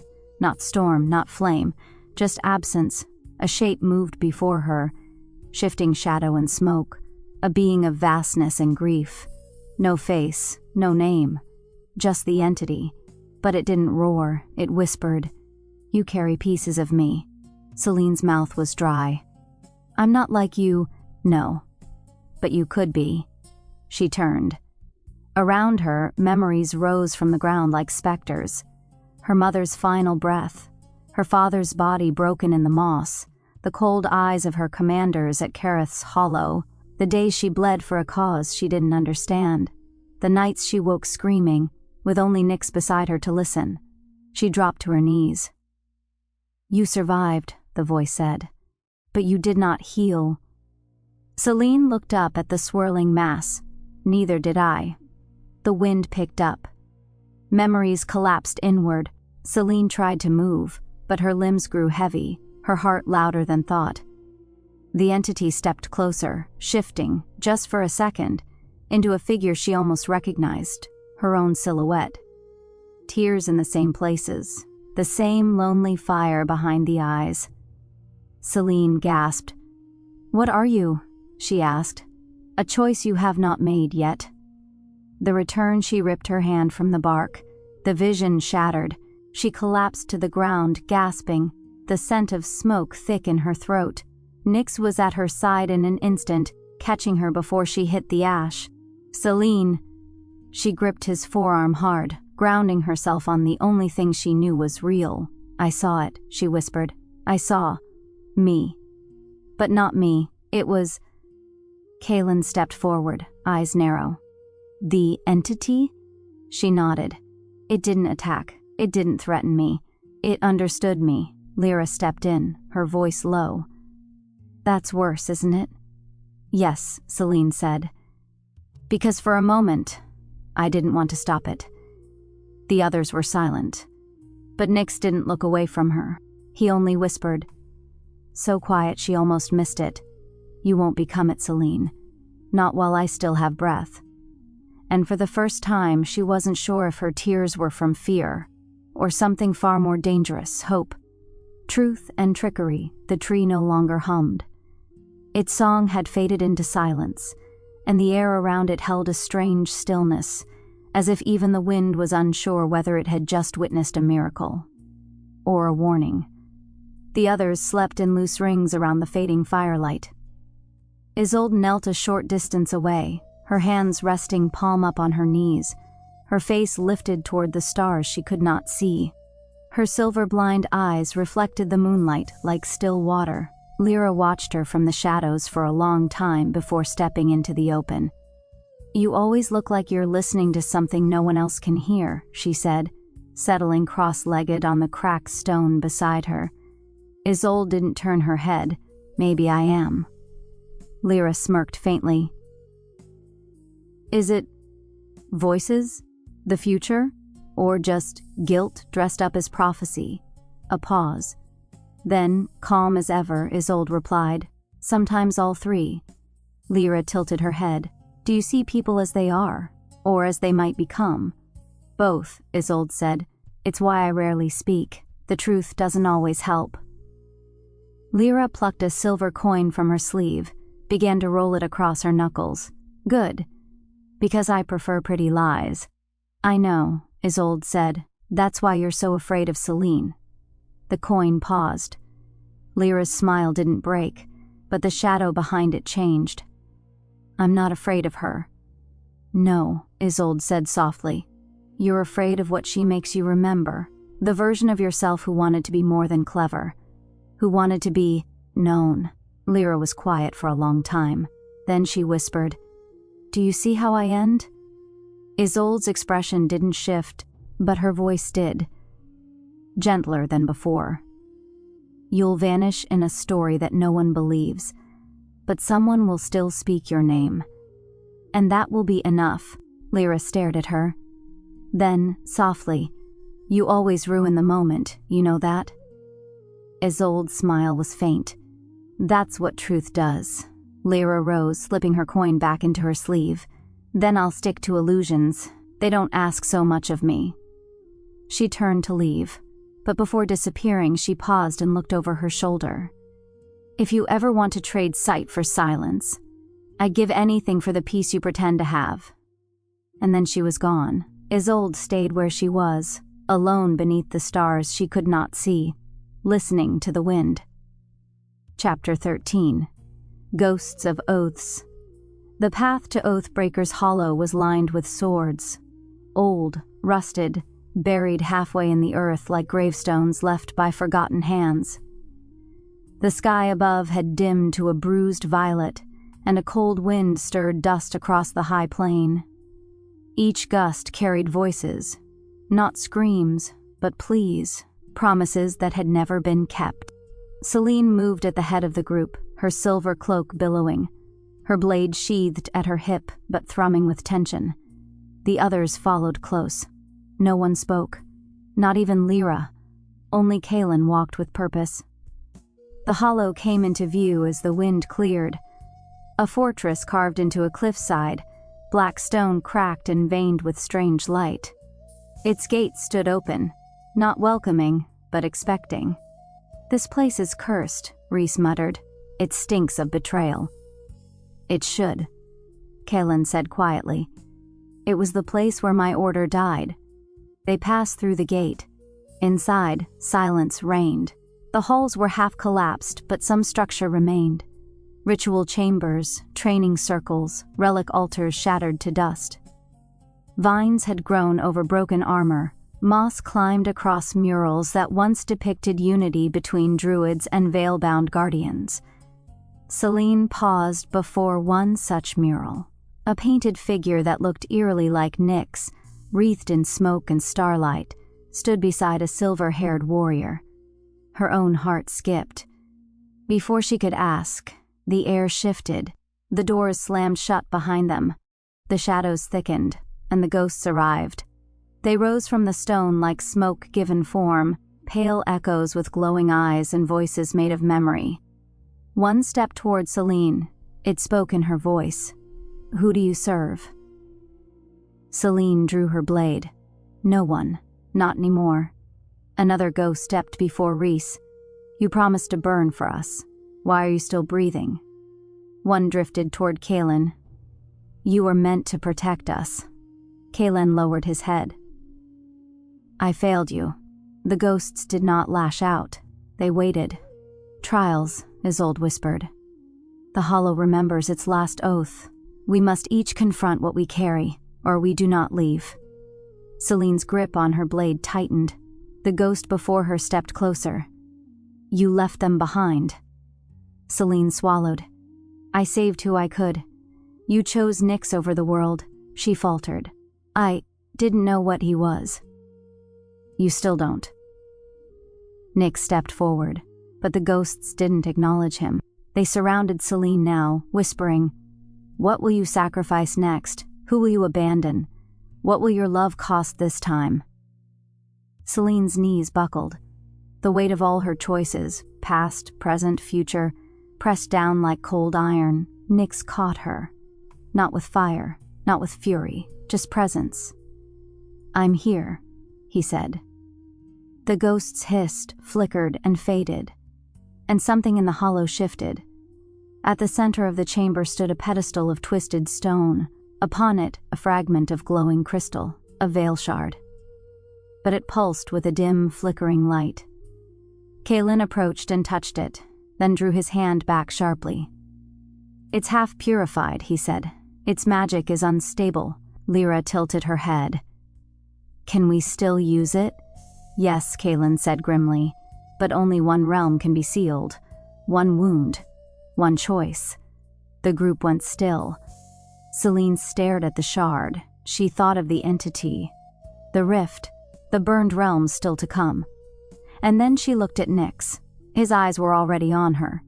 He already knew what she was thinking. One choice. The choice between us, the hollow, had gone still again. The shard pulsed faintly in its cloth wrapping, now tucked beneath Kaelin's cloak. Even hidden, it sent ripples through the air. like a heart that no longer knew what it was beating for. The others had retreated to the far end of the ruined hall, giving space. Selene sat alone on a low, crumbling wall, hands clasped between her knees, staring at the floor. She didn't hear Nyx approach. She always felt him first. "I didn't expect the Hollow to name me," she said softly. Nyx sat beside her, not touching, but near enough that the space between them felt deliberate. "It didn't name you," he said. "It knew you." She looked over at him. "And you knew this was coming." Nyx didn't deny it. "You've been different," she continued. "Since the tree. Since you caught me. You're quieter, but not just silent, like you're preparing." Still, he said nothing. Selene's voice dropped. "If this ends with one of us gone, I need you to tell me now." Nyx turned to her fully. "And if it does, I'll stop this. I'll find another way." "You won't." Selene stood abruptly, pacing. "You think I'll let you sacrifice yourself?" "I think," Nyx said gently. "You already know I would." She froze. He rose slowly, stepping closer. "You think I don't see it?" he asked. "The way you take everything onto your shoulders, every death, every choice, every shard of the world." Selene's throat tightened. Nyx took another step. "But I was born to bear the shadow. Not you." "No," she whispered. "You were born to walk beside me." A pause. "Then, so don't walk away now." He reached out, brushing a gloved thumb across her cheek, catching a tear she hadn't realized had fallen. "I won't," he said. "But if it comes to choosing between your life or the world's, I will not hesitate." Selene closed her eyes, pain splitting her in two. Then softly, "Then I'll make sure it never comes to that." And for the first time she held him, not in desperation, but in defiance. Of fate, of prophecy, of the idea that love was something you had to lose to make it matter. Chapter 14. The bleeding sky. There was no horizon. Only sky, torn, drifting, bleeding light. The realm bent above and below them, fractured like a mirror shattered across the void. Islands of blackened stone floated in midair, connected by crumbling bridges and flickering shards of solid light. The air shimmered with pale fire. Gravity whispered of betrayal. The bleeding sky. One of the last known remnants of the rift's first tier. They stood at the edge of a hovering outcrop, the world shifting beneath their feet. Each step forward felt heavier, like the air was trying to pull their memories from their bones. "We stay together," Selene said, her voice low, steady. Her knuckles were white on her blade. Kalen planted his staff into the floating stone. "No illusions here, just truth. Manifested. Amplified." Lyra didn't smile this time. "Wonderful. Can't wait to meet my emotional ruin face to face." Rhys gave a tight nod. "Let's move before this place remembers what else it wants to show us." They stepped onto the path, and the sky screamed. The moment they crossed the threshold, time broke. Selene felt it first. Her heartbeat slowed, then sped, then fractured. Her feet touched the stone, but her mind drifted backward, through every failure, every silence, every time she had let someone fall. A voice, hers, but not hers, whispered, "You only ever chose what didn't need you." She turned and saw herself, a version of her. Older, empty-eyed, wearing the crescent armor, crowned in blood, alone. Selene staggered. Rhys saw the fire again. His hands were blackened. Screams all around, his blade glowing red with the blood of people who had begged him to protect them. He dropped to his knees.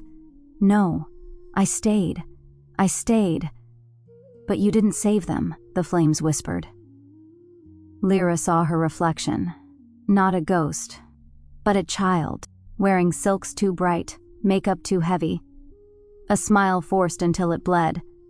"You like the lies," it said, "because they were the only thing that ever belonged to you." She wept, but without sound, as if even grief had become performative. Kalen saw trees burning, the grove dying, Isolde's face young and trembling, whispering, You let me see too much, and Isolde. She saw her own death, not distant, not symbolic. A real moment, a final breath, a body drained beneath a cracked moon.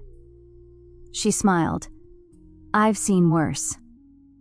And Nyx saw Selene, lying still, lying gone. And no amount of shadow or starfire could bring her back. He fell forward onto his hands, the weight of immortality breaking across him. You loved her, the vision said, but you never told her the whole truth. And now you don't get to. Selene's voice broke through the storm. No. She drove her sword into the ground. The vision shattered, and she ran, to Nyx. He was still kneeling, still trembling. She dropped beside him and gripped his hands. I'm here, she said. Look at me. He did. And in his eyes, she saw what he'd tried so hard to bury. Not power, fear.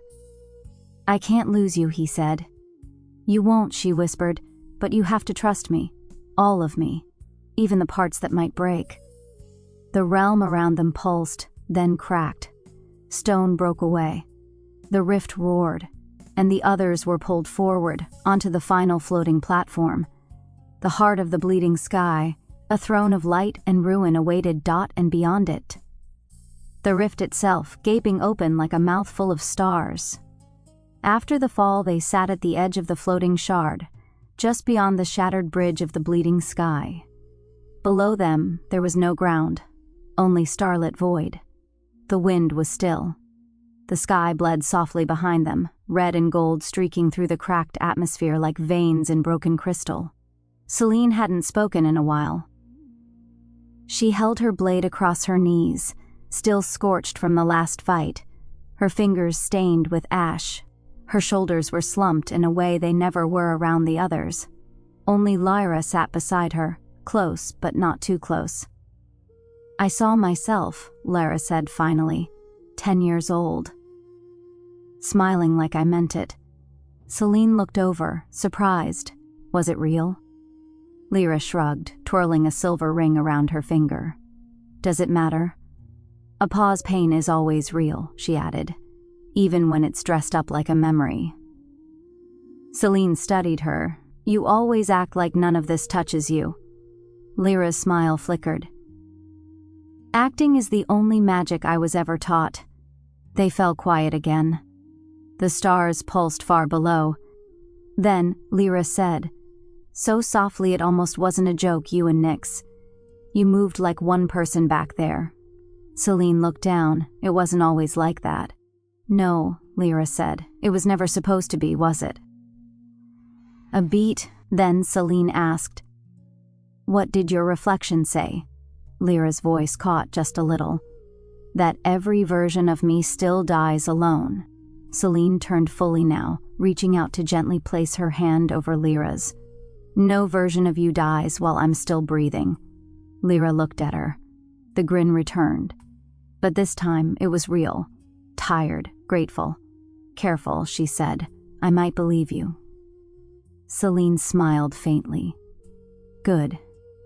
They stayed like that a little longer. 2 women, both survivors, both scarred. But for a moment, not alone. Chapter 15. The Unspoken Name. The world had grown quiet again. Not peacefully quiet. Reverently. The group stood on the last floating isle, where the fragments of the bleeding sky ended, and the final descent began. Beneath them, the rift stretched like an open wound across the cosmos. It pulsed with violet light, a spiral of shattered dimensions and broken memories. At its edge stood the final gate, veiled in burning mist, humming with ancient, unreadable energy. They had made it. But the cost still waited. Selene stood at the edge, her silver hair swept by strange wind, her hand resting near the hilt of her blade. The others were behind her, Kaelin, Isolde, Rhys, Lyra, all quiet, all changed. But it was Nyx who stepped forward to stand beside her. She didn't look at him yet, because she already felt what was coming. He watched the rift. His voice was low. It's calling to me. Selene's fingers curled. Because you're bound to it? No, he said. Because I'm part of it. That made her look. What do you mean? He turned to face her fully. For once, he didn't look like the Shadow Wolf or the Guardian. He looked like a man on the edge of choosing his end. Before the rift tore open, he said, I was not just a guardian of the veil, I was the veil. Or part of it, a vessel for the balance between shadow and light.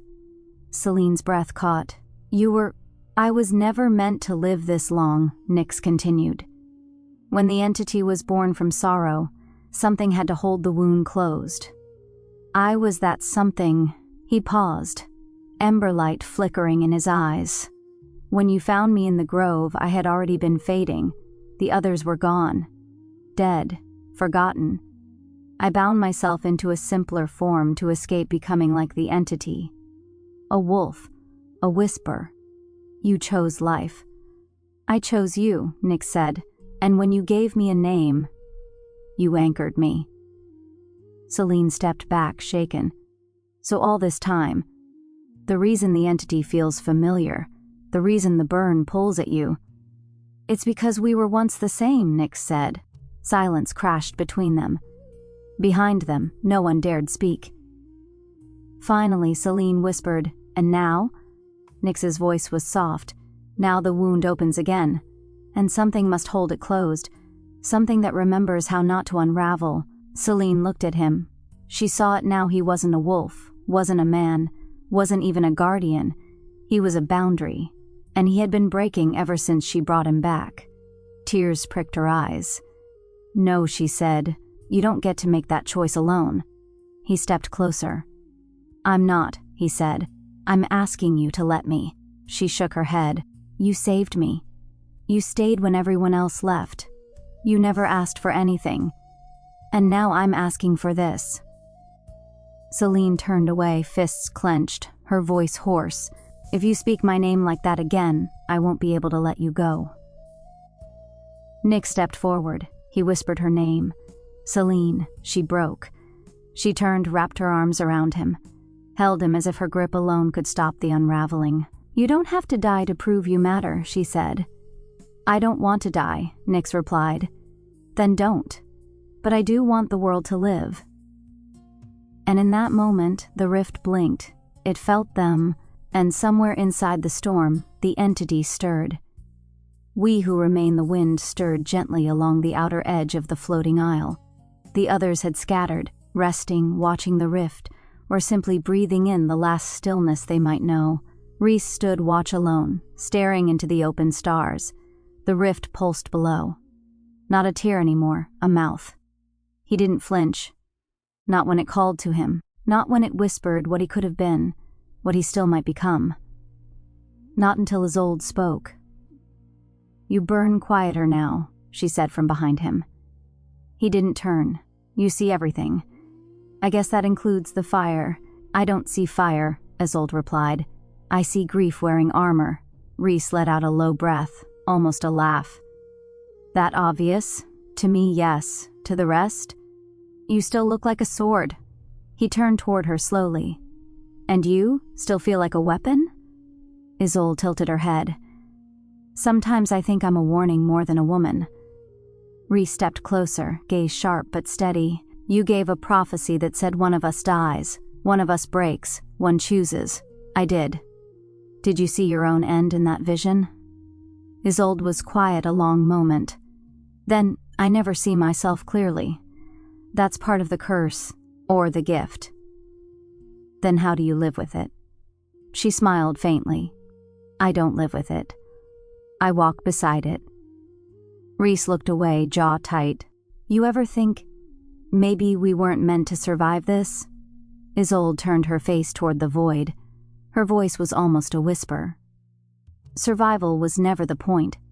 Being witnessed was. Rhys studied her, truly studied her, all her silence, her strength, her steady, lonely calm. You're the only one who doesn't fear death. I do, she said softly, but I fear dying without meaning far more. Rhys took a step closer. You won't, and for a moment, as stars bled across the sky behind them, He took her hand, not for comfort, for remembrance. They would not let each other be forgotten, not in life, not in sacrifice. Chapter 16. The Sundered Choir.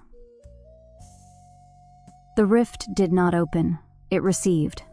When Selene stepped through the final gate, it wasn't pain she felt, or heat, or wind. It was music, if it could be called that, not harmony, but 100 overlapping voices, singing fragments of half-remembered songs. Joyful tones warped by sorrow, cries woven into lullabies. Every note was unfinished, every chorus broken. This was the entity's mind, a realm built not from matter, but from memory. She stumbled forward onto a pathway made of light and ash. The sky above wasn't sky at all, but reflected memories, stitched together from all who had entered the rift. She saw her father's face, a child's scream, Kaelin kneeling in rot, Isolde screaming in a forgotten tongue, and Nyx standing alone in a field of stars. The others landed behind her, each breathless, disoriented. Kaelin braced against his staff. It's not a world. Isolde whispered, it's a mind, one that's forgotten where it ends. Rhys was already drawing his sword. I don't care what it is. We get in. We end it. No, Selene said. We don't end it. We understand it. And the moment she spoke, the mirrors rose. Tall panes of glass emerged from the ground like teeth. Dozens, hundreds, each glowing with internal light, and in every one, a version of them. Selene stepped toward the closest. Inside the glass stood herself, but different, clad in black crescent armor, eyes cold, empty, the embodiment of a perfect warden who obeyed every command, who never questioned, who never loved. Selene stared at her reflection. I could have been you. The mirror version smiled. You still could. A sudden crack jolted through the mirror, then through Selene. Elsewhere, Kaelin stood before a vision of himself surrounded by trees, dead, scorched, a world he could not protect. His runes faded, his voice silenced, a guardian without a forest. Lyra's reflection was laughing, wearing a noblewoman's mask, surrounded by admirers, but alone. Her eyes hollow behind glamour. You always needed an audience. It whispered, not anymore. Lyra muttered, and shattered the glass with a flick of her wrist. Rhys stood before himself in golden armor, basked in fire, worshipped as a hero, but no one stood behind him. He was king of nothing. He punched through the mirror with a roar. And Nyx. He stood before a mirror that did not show him. It showed Selene, weeping over his body. A world saved, but without him in it. He didn't move. He didn't speak. The entity whispered around him, this is your future. This is her peace. But it doesn't include you. Nyx bowed his head. He did not shatter the mirror. He stepped through it. Selene turned as she felt it, felt him go. Nyx! She ran after him, but the mirrors were collapsing, glass shattering into starlight. The others shouted, scattered, pulled apart in the chaos.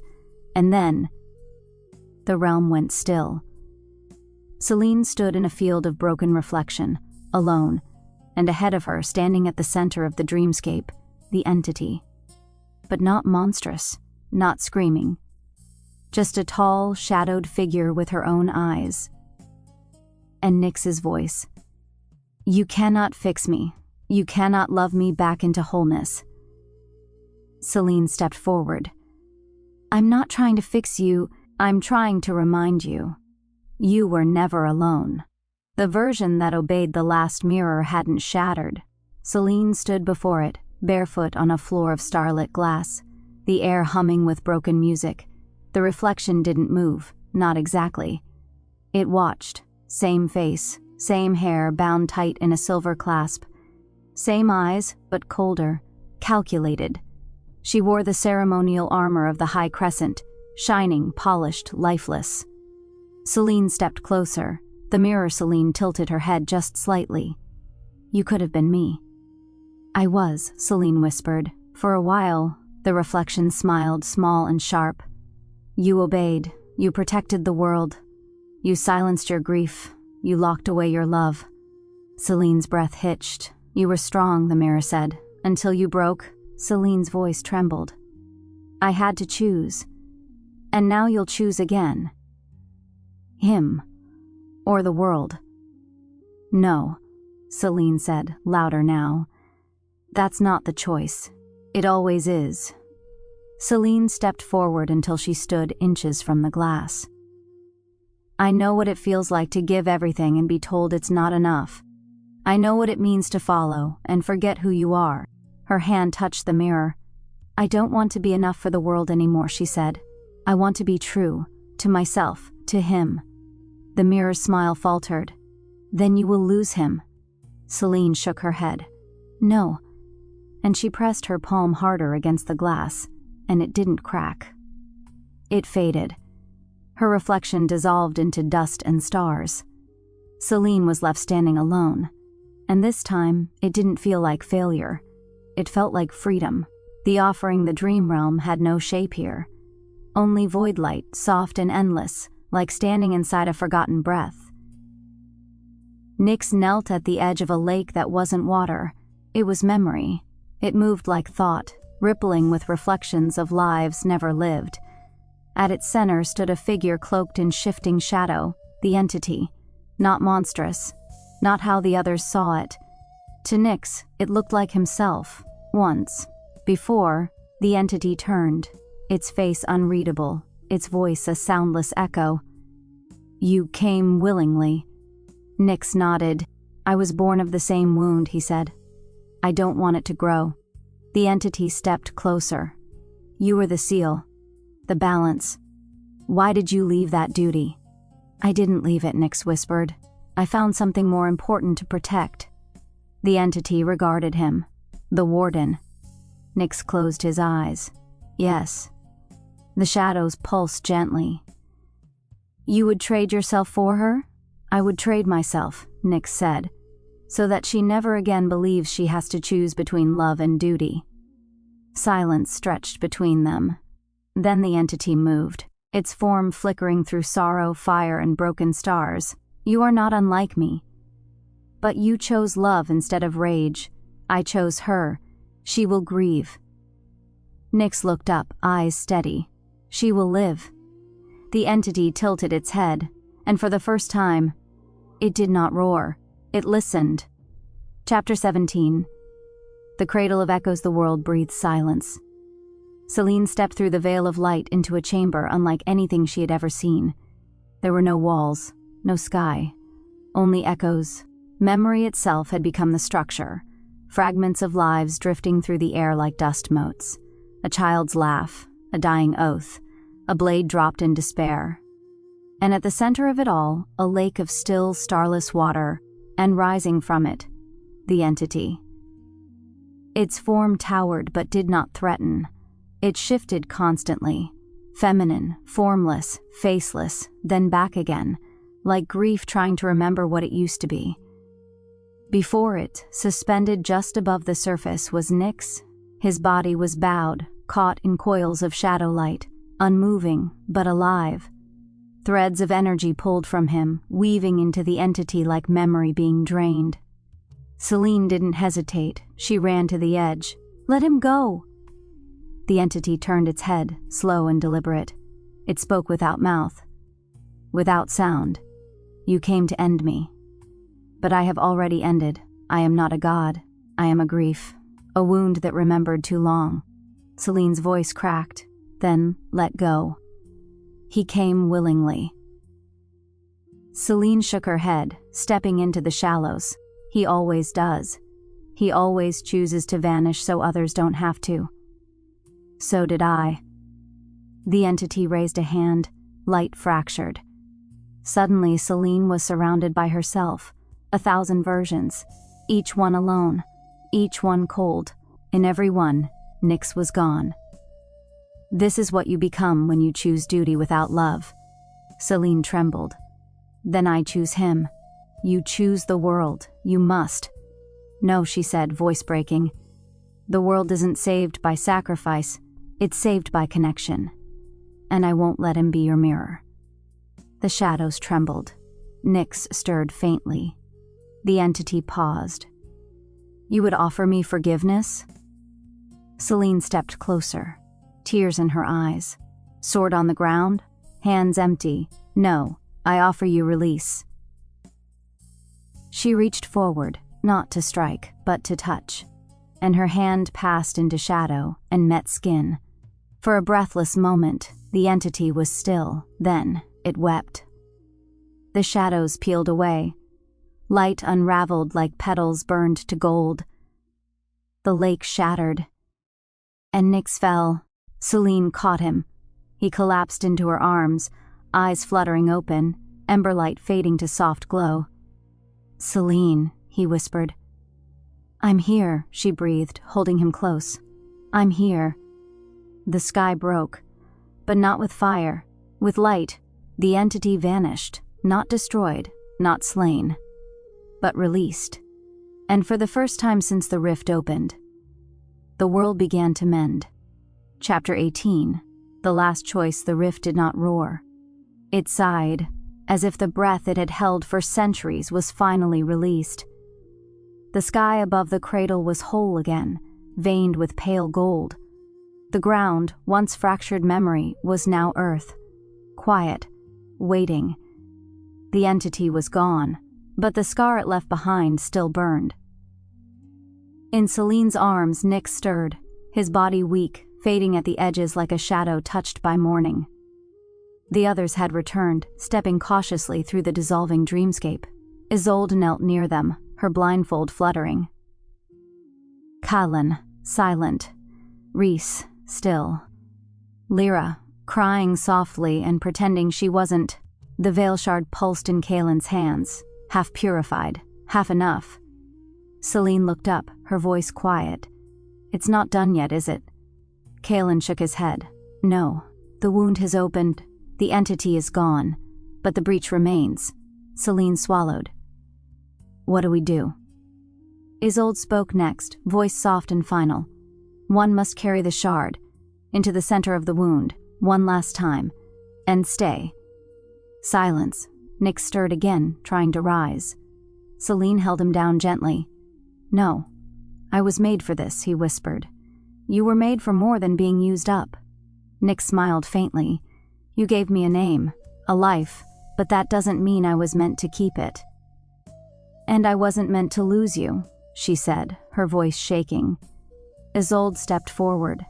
There is another way. They turned to her. If the shard is carried by two, the rift can be sealed, but at a cost. What cost? Selene asked. Both are changed, Isolde said.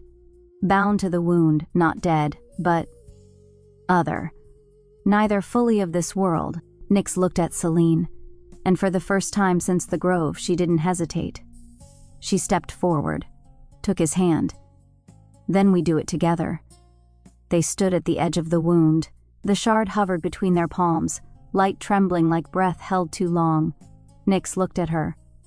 I should have told you sooner. Selene smiled. You didn't need to, but he said it anyway. I love you. Tears slipped down her cheeks. I know. She leaned forward, kissed him, and together they stepped into the rift. They did not die. They did not return. But the wound closed. The sky sealed, and Veltarion, at last, began to heal. Epilogue. The last starfall. The first winter after the rift closed was the gentlest in memory. No storms, no ash, only snowfall, soft and silent, the way it used to be, before the world cracked open. At the edge of the restored Vale Grove, where the trees hummed with cautious life, a circle of stone stood where the breach had once howled. Moss now curled along their edges. Flowers had begun to bloom between them, and in the center of the circle, a tree grew, tall, silver-barked. Its leaves shimmered like falling stars. Its roots ran deep into the earth, but pulsed faintly with light and shadow, braided like thread. They called it the Warden's Tree. No one tended it. It tended the world. At its base, Isolde knelt, fingertips brushing the soil. Her eyes were still blind. But she smiled, because she could feel it pulsing beneath her hand. Selene, Nyx, not dead, not gone, just changed. She rose slowly and walked back toward the hill where the others waited. Callan, older now, his skin growing rougher with bark each year. Rhys, still fierce but softened by rebuilding. Lyra, her illusions faded, her laughter real now. They watched the wind stir the trees' leaves, each one falling like a spark of memory. The world remembered. And that was enough. Some nights, when the moons align, when the stars fall just right, people say they see a silver figure beneath the tree and a shadow beside her. Sometimes they're dancing. Sometimes they're just watching the sky. But always they're together, bound by choice, by love, by the moment one name was spoken aloud, and another was never forgotten.